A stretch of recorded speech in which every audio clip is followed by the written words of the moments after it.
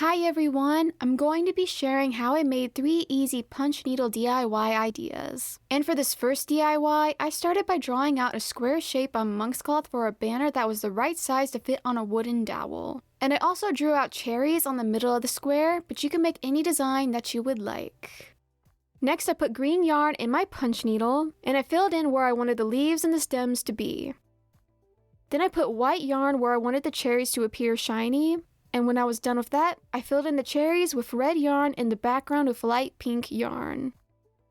Now, once I was done with my design, I cut a 3-inch border of monk's cloth around where I wanted the top of the design to be, and a 1-inch border around the other 3 sides. I also cut the corners out so it would be easier to fold onto the back of the design. And I trimmed off the extra yarn on the front and separated the colors with the punch needle. Then I glued the 3 shorter sides down with hot glue.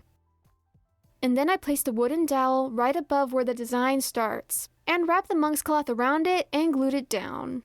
I also added a little bit of glue to the wooden dowel so it won't move, because of it being too short.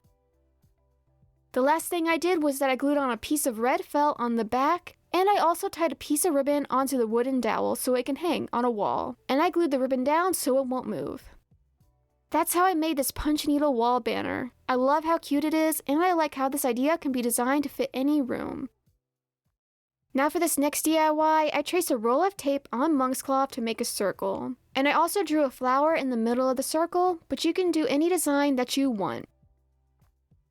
Next, I put yellow yarn in my punch needle and put the yarn where the middle of the flower is. Then I took purple yarn and put it where I wanted the flower petals to be. I also used green yarn for the leaves and white yarn for the background. Once I was done with my design, I cut off the extra yarn and cut a 1-inch border of monk's cloth around the design, and cut slits around the circle to make it easier to fold later. Next, I put hot glue on the back of the design and folded the monk's cloth onto it, and I also separated the different colors of yarn with the punch needle. Then I glued the end of a piece of purple felt on the back of the design with the longest part of the felt hanging out at the border of the design. And then I ran the longest part of the felt through a key ring and glued the other end of the felt on the felt that's already attached to the back. And I also made sure the key ring is hanging out of the design so it can be used later. Now the last thing I did was that I glued on a piece of felt onto the back and cut off the excess. That's how I made this punch needle keychain idea. I like how cute the flower came out, and I also like the size of the keychain. Now for this last DIY, I drew out a shape of a bookmark to be about 2.5 by 5 inches on monk's cloth. And I also drew a simple cow design on it, but you can do any design that you want. Next, I started adding the white yarn first, and then I filled the spots in with black yarn. But if you do a similar design to this, you can make the cow spots any color that you want.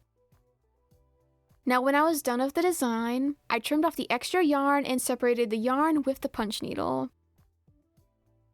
Then I cut a 1-inch border of monk's cloth around the design, and cut squares out in the corners so it would be easier to fold, and then I glued the monk's cloth to the back of the design.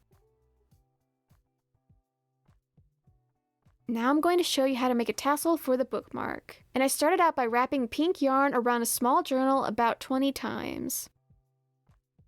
Next, I tied another piece of yarn where the top of the tassel will be, and cut the yarn I was wrapping with.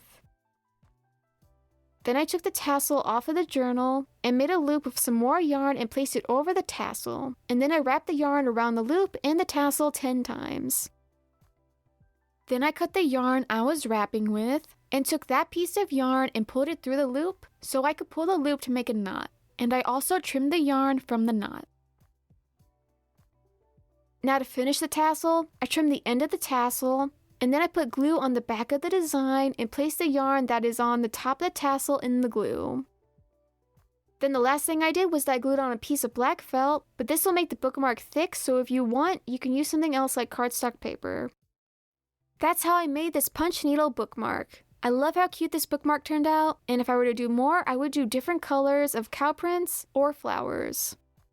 That's how I made these punch needle DIY ideas. In the comments down below, let me know which DIY is your favorite, and if you like this video, subscribe to see more DIYs. I'll see you in the next video. Bye!